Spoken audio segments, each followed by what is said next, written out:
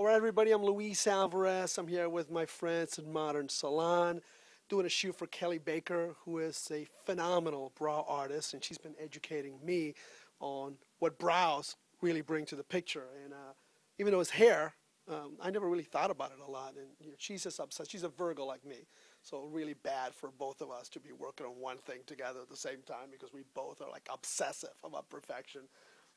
So we're doing a shoot. This is for Mulhern, exclusively for Mulhern Salon. We're interpreting this beautiful young lady by the name of Yaya, who I absolutely love, who is, in her heritage, there's Cuban, there's Puerto Rican, there's Trinidad, and Irish. No, Nubian? European lineage, which is like, to me, what America's all about. I mean, I'm a Spanish guy, married to a Dutch woman with Spanish kids who were born in the U.S.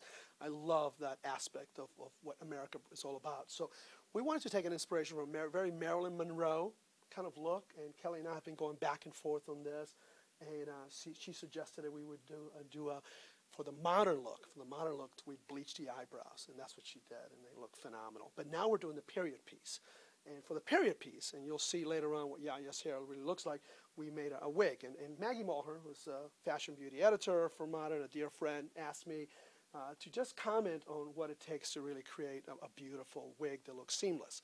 And the secret is in what's called a lace front. So you have to have a lace front. And a lace front, believe it or not, is that the first 2 inches of the wig itself is sewn by hands with individual little knots. And that little lace has to be glued on. But when it's glued on, and it has to be very delicately done with a little tiny brush, okay? You see the little lace right there.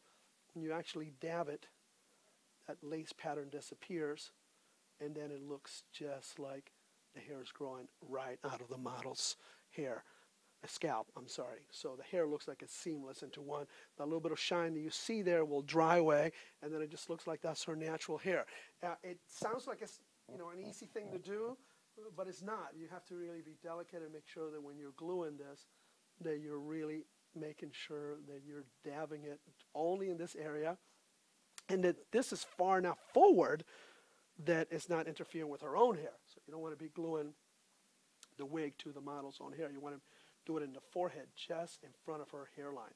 So as you can tell, I'm a normal human being. I only have 2 hands, so there's a lot of other hands going on in here, and 2 of them are right hands. So that means there's 3 of us here. It takes a village to do this, And the next thing that you do, and Nicole, we're using a Rapido blow dryer. It's a BaBylissPRO blow dryer, which is my favorite, with a diffuser that's made for it.